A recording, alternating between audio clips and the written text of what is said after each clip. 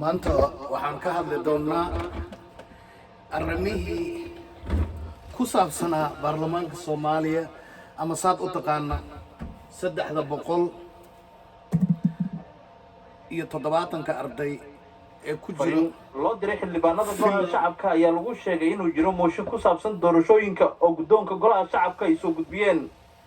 qoraalka loo diray xildhibaanada golaha shacabka ayaa u qornaa sidan: xildhibaan maanta isniin ah taariikhduna ay ku asteysan tahay labiid. dee waxaa ogaataa horta inaysan jirin xildhibaan ay dadka yihiin arday da'dooda u dhaxayso 45 ilaa iyo 68 jir. 370 arday ayaa ku sugan villa Soomaaliya. ma dadka meesha waxbarasho ay u joogaan mise danaha Soomaaliya? horta markaan dib u baarnay taariikhda Soomaaliya waxaan soo ogaanay inay Soomaaliya ka koobneed 4 jabhadood.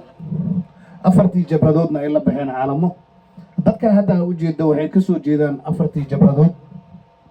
waxaa laga yaabaa xildhibaanada halkaa saaran qaarkood inaysan magacooda qori karin, aysan maamul garanaynin, laakiin waxay ku soo baxeen nin walba wuxuu ku leeyahay waxaa ka soo baxay jabhadihii ugu waaweynaa ee Soomaaliya. marka horta maanta Soomaalida waxaan u sheegaynaa xildhibaanada isugu imaaday villa Soomaaliya in ay ka mid yihiin sida ardaydoo kale, waayo waxay seexdaan hoteelada ku yaallo aeroboorka iyo soonaha ugu raaxada badan magaalada Muqdisho. intaa xildhibaan aad u jeedo ma jiro mid magaciisa qori karo. xildhibaan walba wuxuu iska soo gashtay suudkaasna cid walbaa soo gashan kartaa. marka waxaan idiin sheegaynaa Soomaalida waxaad sugaysaan ilaa iyo 370 arday ee ku jirta villa Soomaaliya. waa u jeedaa nin baarlamaan fadhiyo ama xildhibaan ah ama dowlad mas-uul ka ah, telefonkaas oo China lagu soo sameeyo gacanta ku u jeeda. xildhibaan walba waa ka. marka waxaan idiin sheegaynaa Soomaalida dadka wax bartay oo aqoonta leh ayaa waddanka hogaamin kara.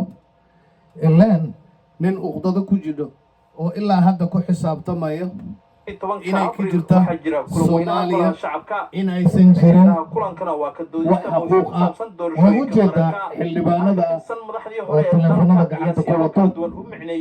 marka maadaama oo xildhibaanka uu gatay booskii uu soo fadhiisan lahaa uu kala baxay ilaa 100,000 ilaa 50,000 oo dollar, ma ka sugaysaa xildhibaanka maanta inuu wax ku qabto ama gobolkii laga soo doortay uu dib ugu noqdo dhibaatadiisa wax ka qabto? waa maya.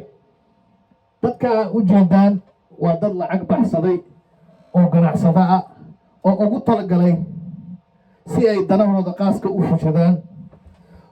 1990 waxaa ka soo baxday Soomaali hal diyaaradood. diyaaradda soo saarneed 5 qofood. 5taas qof oo lagu tilmaamo 4tii jabhadood ee ka tirsaneed Soomaaliya. diyaaraddii ilaa hadda maysan degin. waxay ku degi la'dahay 5tii qofood 4 ka mid ah ayay waxay leeyihiin waxaan ka mid ahayn jabhadihii qaranka Soomaaliya burburiyey kacaankii. ilaa haddana waxay ku dagaalamayaan inay 80% ilaa 95% ay heli doonaan maamulka Soomaaliya. horta diyaaradda ma degaysa, weligeedna saan bay u soconaysaa diyaaradda.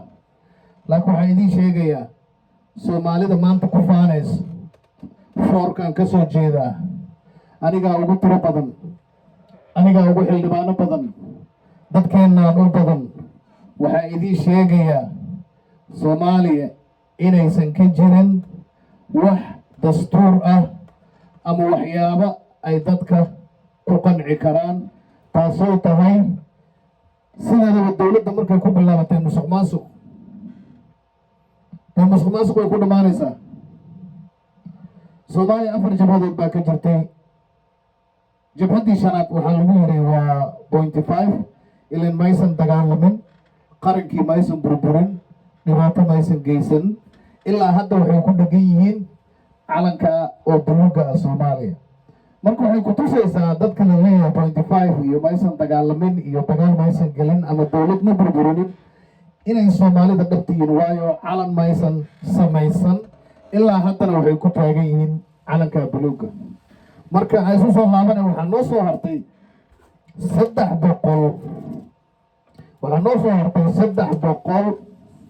370 arday ah ayaa ku jira filla Soomaaliya. waxaa hogaaminaya number 1 macallinkii, number 2 kabiirkii ku xigo, number 3 ra'iisul wasaare ku-xigeenkii joogo, kii kale arrimaha dibadda joogo. marka 370 arday aan magacooda qori karin ma laga yaabaa in ay dhegaystaan 4 qofood oo u talisa ardaydaas? waa maya. tani hadda laisku haysta waxay tahay 370 arday da-dooda u dhaxayso 40 sano ilaa iyo 65 sano. marka ardayda waxay ka soo qalin jabiyeen wixii ka bilowda sanadkii 2008 ay waxay ka soo qalin jabiyeen Suudaan, Uganda, Kenya, qaarkooda shahaadooyin fake ah ka soo qaatay Cabdul Shudey. marka maanta ma laga yaabaa dadkan in ay xalliyaan arrimaha Soomaaliya? waa may. Soomaaliya waxaa idiin sheegayaa cid alla la cidda ku faanto inay heleen xildhibaanada ugu badan, oo inay heleen madaxweynaha, oo inay heleen ra'iisul wasaare ku xigeen. waxaad ogaataa ardayga kugu jiro villa Soomaaliya inuu danihiisa qaaska u joogo, uu booskaana gatay oo lacag ka baxsaday. marka hadduu ninka booska gato waa nin ganacsi ku jiro, adna kuma maqno. laakiin markaad fiiriso waxaad arkaysaa wadamada qurbaha kasoo bilow sida qaxootiyada Kenya oo wadamada qurbaha oo dhan dad isugu faanaya maqaayadaha fadhi ku dararka dhahayo annaga waxaan helnay 45 xildhibaan, qaar waxay ku leeyihiin waxaan helnay 70 xildhibaan, qaar waxay ku leeyihiin waxaan helnay madaxweyne ku xigeen, qaar waxay ku leeyihiin waxaan helnay 6 wasiir. marka waxaad ogaataa wasiirada iyo xildhibaanada iyo dadka aad ku faanayso inaysan waxba ku qaban karin, oy danahooda iyo ganacsigooda u tageen Soomaaliya. marka dadka aad leedahay waa xildhibaano, waa arday oo hadda wax ku baranaya villa Soomaaliya. marka dowladda marka lagu leeyahay ama xildhibaan maxay qabteen? dastuur maysan qorin. waxaa soo martay 20 ra'iisul wasaare, 10 madaxweyne ama 10 president whatever u taqaano. waxay qabteen maanta ma jirto. sharci maysan qorin. dastuur oo maanta isku raaci karaan 370 xildhibaan oo maanta la dhahayo sharci bay qoreen, waxbay bedeleen, waxbay qabteen ma jirto. khaasatan marka laga reebo xagga nabad sugidda ama xagga ciidamada, ammaan badan bay sugeen. xaq bayna u leeyihiin inay miishaarkooda qaataan. ani maanta waxaa ku dhihi lahaa xildhibaanka suudka soo xirtay oo shahaadada feega wato oon magaciisa aan qori karin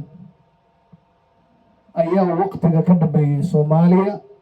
waana 370 xildhibaan. hada xildhibaan haddaad u taqaana, ani waxaan u garanayaa 370 in ay yihiin arday qabiiladooda waxbarasho ugu maqan oo joogo jaamacadda villa Soomaaliya, oo habeenkiina seexanaya hoteelada aeroboortka u dhow ama sida Amazon, meelaha ay u yaqaanaan inay xaaladoodu sugan tahay. laakiin adigaan ku faanayo afartan ka soo jeedaa jabhadihii ugu xoog badnaa xildhibaankaa adig kuuma maqno. markay ogaatana Soomaaliya waa hal, laakiin 370kan waxay u joogaan lugooyada Soomaaliya. markay siyaasad imaato, siyaasad kuma xirno afarta jabhadood baa ka soo jeeda, ama kuma xirno jabhadda shanaad aansan dagaalamin ay ku tilmaameen 0.5 baa ka soo jeeda. ma jirto. siyaasadda si walba isugu fahmi karaa, waxbaa dhexmari kara, isku aqoon bay noqon karaan, isku aragti bay noqon karaan. laakiin maanta waxaa idiin sheegayaa 370 arday oy qabiilada soo doorteen oo ku jira villa Soomaaliya inaysan macalinkoodana dhegaysanaynin, aysan sharcina qoraynin. waayo 10 madaxweynea soo martay, sharci lama qorin, dastuur lama qorin. dastuurka ugu horeeya la qoro maanta lagu dhaqmayo waa inay Soomaali ka jirto 4 jabhadood iyo half, taasoo ku bedeleen 4.5. ileen 4 jabhadood waxay ku cabanayaan inay soo dagaalameen, inay dhahayaan dowladdii hore oo dictatorka ahayd oo kaligii taliyaha ee Soomaaliya baan burburin ay ku leeyihiin. way ku xisaabtamayaan, waanu dagaalanay, taasay ku doodayaan. jabhadda shanaad oo lagu tilmaamay 0.5 waxay ku eedeynayaan inaysan dagaalamin oy dhibaatana geysanin. marka waxaa idiin sheegayaa cid allaala cidda ka sugayso ardayda ku jirto jaamacadda villa Soomaaliya inaysan waxna idiin hagaajin karin, waxna idiin qaban karin. haddii dalka loo dhiibo dhalinyarada aqoon-yahanada ah, ciday rabaan ha ka soo jeedaan, waxay rabaan ha sameeyaan, meeshay rabaan wax ka soo bartaan, laga yaabo inuu waddanka hagaago. laakiin dadka ardayda qabiilada ku soo xulay oo villa Soomaaliya isugu keenay inaysan waxba qaban karin. horta halna waa la isku qasayaa Soomaaliya. marka lagu dhahayo federaal, dowladda federaalka micnaheeda waxa waaye gobol walba inuu qof ama 2 qof soo doortaa oo dadka gobolka deganna ay ku qanacsan yihiin, oo dadka laga soo doortay gobolkana ay gobolka mas'uul ka yihiin oo u yimaadaan villa Soomaaliya oo xaaladda gobolka wax u qabtaan. Soomaaliya ogna inta gobol ay ka kooban tahay. hadday federaal noqoto, gobolka naftiisii ayaa la isku haastaa. 2 qabiil baa dhahaysa annagaa ugu tiro badan, xildhibaanada ka baxaysa annagaa ugu tiro badan. xildhibaanadan dadka ugu tirada yar 2 xildhibaan 1 xildhibaan baa la siinaya. taasi horta federaal ma aha. Soomaalina federaal ma qaadan. Soomaaliya waxay qaadatay qabiil. qabiil iyo federaalna meel ma galo. marka lagu dhahayo horta ani waxaan la yaabanahayba dadka inta suudka soo xirtay ku dhahaya dowladda federaalka ee Soomaaliya, horta ma garanayaan federaal macnihiisa. federaal waa dad wax isku darsaday. hasii ahaato gobol walba waa inay dad soo doortaan, ama 2 qof ha noqoto ama 1 qof ha noqoto. dadka la soo dooranayana waa dad ay ku qanacsan yihiin gobolkii laga soo doortay, oo mas'uul ka ah gobolka dhibaatadiisa iyo xaaladiisa, danaha gobolka u qabanaya ayaa u imaan kara. markii la dhahayo dowladda federaal waa inuu imaado villa Soomaaliya oo gobolkaana danihiisa iyo xaaladiisa iyo dhibaatadiisa wax ka qabto. marka waxay ku dhahayaan dowladda federaalka, federaal waxaa loo yaqaana in qofka gobolka laga soo doorto. laakiin haddii qofka gobolku ka imaaday qabiiladii kale la degnaa oo ku dhahayo annagaa kaaga tiro badana gobolka annagaa leh, dee taa federaal ma aha, waa dowladda qabiilka. waa dowladda qabiilkana ma degayso. diyaaraddii 1990gii ka soo kacday 1990kii Soomaaliya ilaa hadda hawaday ku jirtaa, weli ma aysan soo degin. laakiin ay wax ka baryaynaa mar unbay soo degaysaa. diyaaradana waxaa saaran 5 ayaa saaran, 5 jabhadoodaa saaran. marka ku qiyaasa 4 jabhadood way soo dagaalameen. jabhadda shanaad maysan dagaalamin, waxaa lagu tilmaamay 0.5. ilaan dhibaato maysan geysan, kacaankiina maysan dumin. ilaa haddana calanka buluugay ku dhegan tahay. marka diyaaraddan ma degayso. sideedaba gurigii khiyaanad lagu bilaabo ama khiyaano lagu as-aaso ebedkiina ma degayo, gurigaas sidiis buu u duunsanaanaya. 370 arday markay qabiiladaas ka soo dhex saareen oo villa Soomaali geeyeen oo miishaar qaadanaya oo hoteello degan, maxay u soo faa'iideyn karaan Soomaaliya adigan qabiilka iyo waxyaabahan iyo jabhadahan ku qanacsan? waa maya. maxay qabteen xildhibaanada baarlamaanada lagu sheegayo? waa maya. villa Soomaaliya isugu imaadaan ayagoo telefono oo fake ah oo China lagu soo sameeyo oo telefonada dhabka aan ahayn, ay waxay soo hor fadhiisanayaan meeshii uu macallinka casharka ku bixin lahaa. macallinka haddaa u taqaano macallinka 370 arday waxaa xukumo ama wax bara macallinka. meesha macallinka hoolkii ama kuraastii macallinkay soo hor fadhiisanayaan ayagoo telefonada ku dhegan. ardayda way tiro badan tahay, 370 arday waa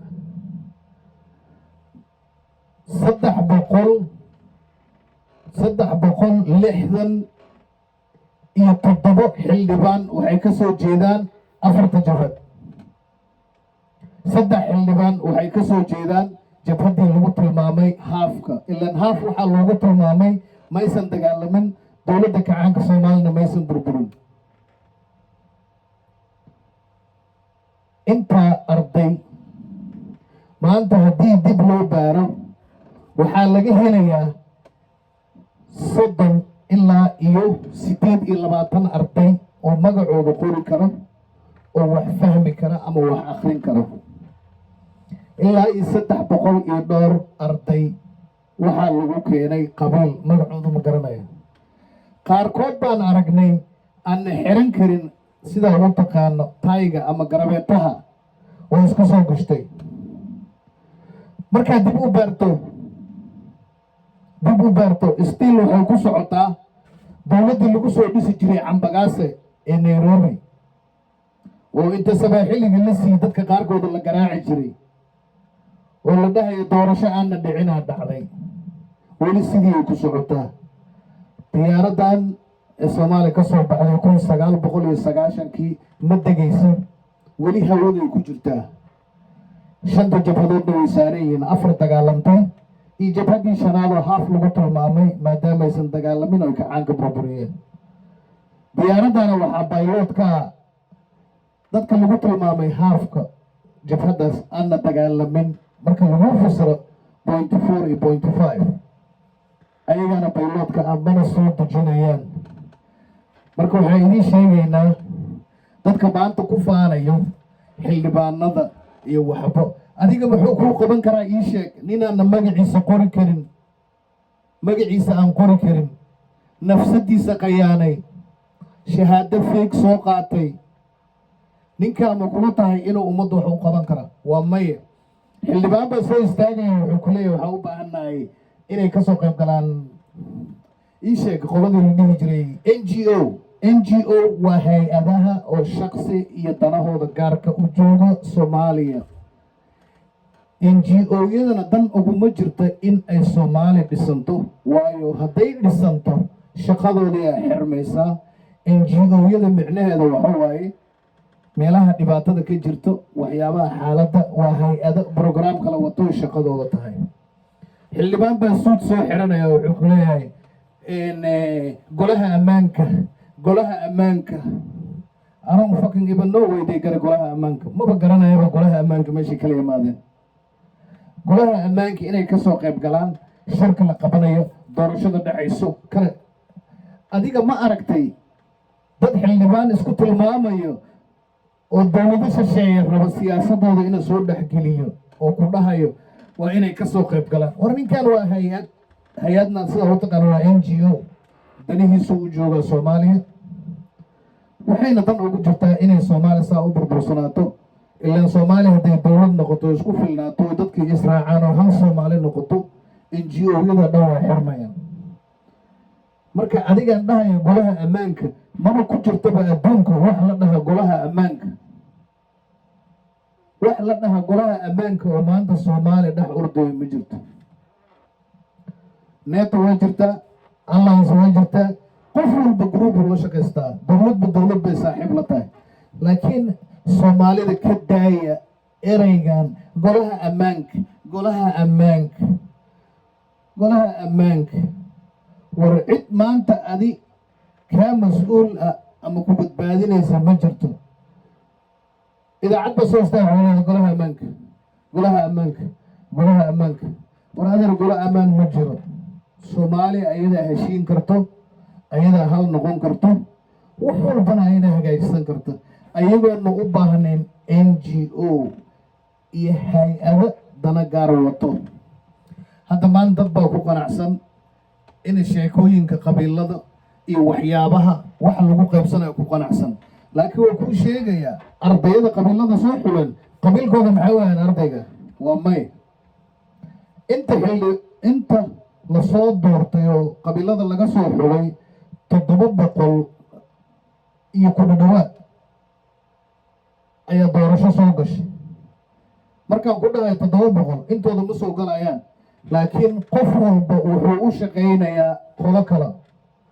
waa ololihii waday oo doorashadii kasoo qaybgalay oo wixii dhan isku soo habeynaya, qof walba qof baa la shaqaynayay. maanta kii laga soo doortay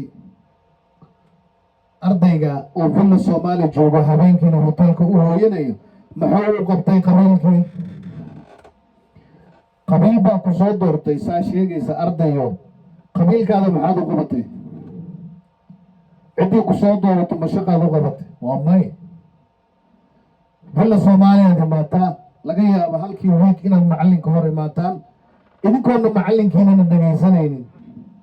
marka cid alla cidda ku qanacsan in ay Soomaaliya ka jirto federaal, Soomaaliya federaalka ma jirto.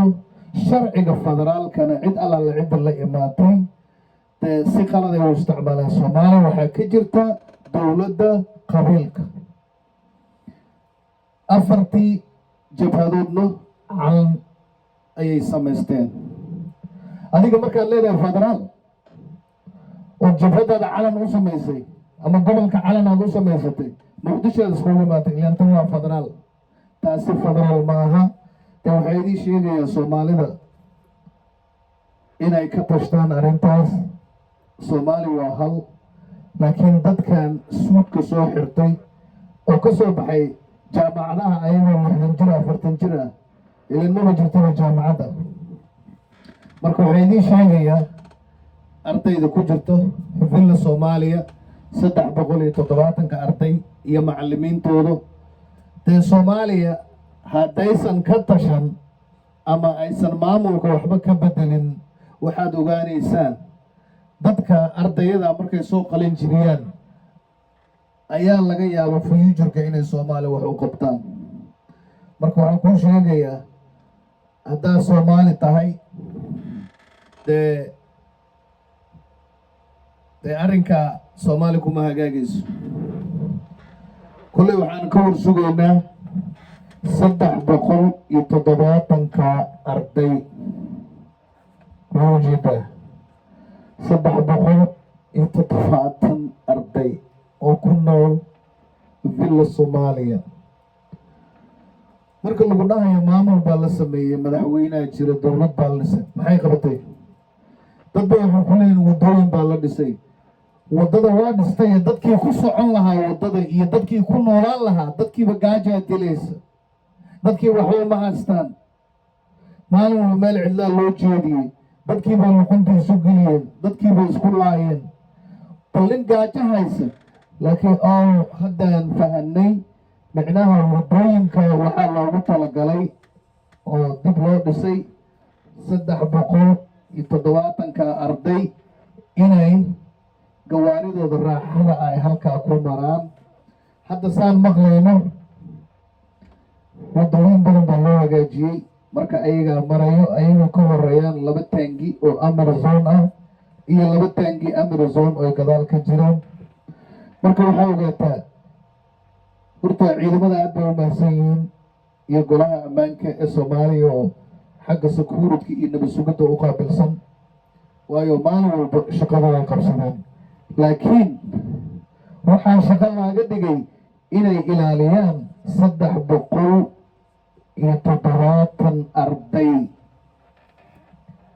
qaarkooda aanna garanaynin sida loo xiran lahaa bahalkii la dhihi jiray tayga ama suudka loo yaqaano.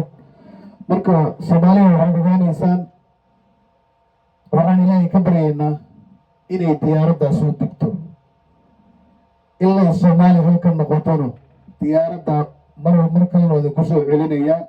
kullay sheekada diyaaradda noo soconayso waxay ka soo kacday Soomaaliya 1990kii.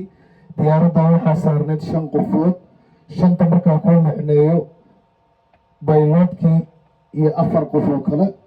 marka bayloodkii ilaa hadda wuu diiday diyaaradda inuu dejiyo, ilaan bayloodkii waxaa lagu eedeeyey inuu yahay 0.5 jabhadii haafka aheyd, sababta maadaamaas uusa dagaalaman. laakiin 4tii jabhadood dad bay la soo hadleen oo dhulka joogo, 4 calan baa loo hagaajiyey. calamada loo hagaajiyey goormay soo degayaan? waa maya. bayloodkana diyaaradda inuu soo dejiyo diidan yahay. marka teeda kale waxaa idiin sheegayaa ardayda ku jirto villa Soomaaliya kullay waxba nooma hagaajinayaane, waa in wax laga bedelo. cid alla cidda ku qanacsanna in ardaygooda villa Soomaaliya u joogo, dee dib bay usii joogayaan 4 sano soo socoto. hal kaloo jirto, inta madaxweyne oo soo martay Soomaaliya ama inta macallin, ani macallin baan dhahayaa, 10 macallin baa soo martay Soomaaliya iyo 700 iyo ku dhawaad oo isoo bedelay, ardayda la isku bedelay. laakiin wixii dhan waxaa kasoo dhacbacay 370 arday ayaa u joogta villa Soomaaliya. marka siday tahay khaasatan meeqa macallin oo soo martay? 10 macallin baa soo martay Soomaaliya. 10kaa macallinna wax ay ka qabteen maanta ma jirto. marka dowlad sideeda waxaa loo baahan yahay inay sharci samayso oo dastuur la qoro, laakiin macallinka iyo ardayda waxay dastuurka u qori laayihiin qaladka ay ku jiraan ayagoo qabanayaa beri. ilaan haddaa adi sharci gacantaada ku qorto oo tomorrow maalinta ka dambeysa aa qalad samayso, dee sharcigaa ku qabanaya. Soomaaliya waxaa soo martay 11 macallinaa soo martay, 11 macallinaa soo martay iyo maya Soomaaliya waxaa soo martay 10 macallin. macallinkii 11aad soo fadhiistay, kadib waxaa soo martay 20 kabiir ayaa soo martay. idinka waxaa u taqaanaa ra-iisul wasaare. kii 21 ku noqon lahaa kabiirada ayaa soo socdaa. marka wax ay maanta qabteen ama wax ay hagaajiyeen maarata, ani waxaan la yaabanahayba 370 arday oo villa Soomaaliya dhex fadhiso meeshaar qaadanaya ayaga booskooda gatay. marka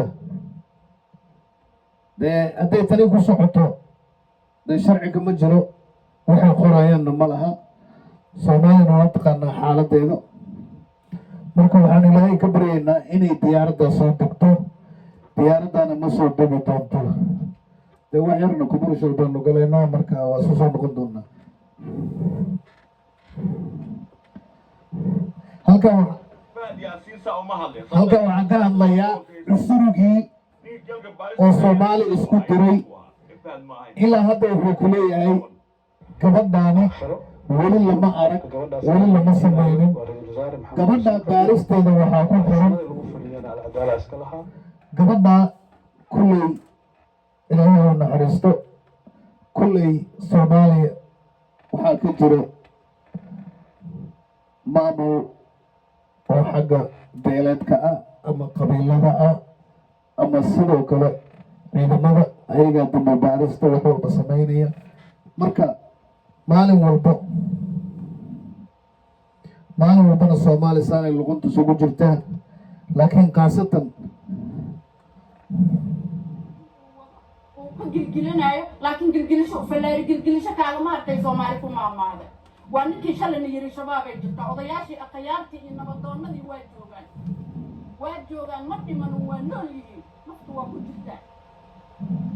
ويري محن كو داي لبا بري iga warsuga laba maalmood halaysiyo waqti halaysiyo ilaa hadda muu soo hadlay ilaa marka waxaan idin sheegaynaa kani waa Bu'aale Media dee waa isugu soo laaban doonaa sheekadii diyaaraddii aan weli soo degin Soomaali waa u jeednaa waxyaabo badan baa ka dhacay waxyaabo badan baa soo maray ilaa haddana meesheeday ku socotaa laakiin waxaa dhan waxaaba kaga sii daran dad badan baa la isku qabsaday dad badan baa la dilay waxaanu aragnay qof nool in nolosha lagu gubay Soomaaliya way ka dhacday in nolosha lagu gubay way ka dhacday cid ka hadasha ma jiro cid isaga daba imaatay ma jiro ilaan qofka waxaa laga yaabaa inuu ka soo jeeday jabhaddii aana dagaalamin oo lagu tilmaamayay point 5 ama jabhaddaana dagaalamin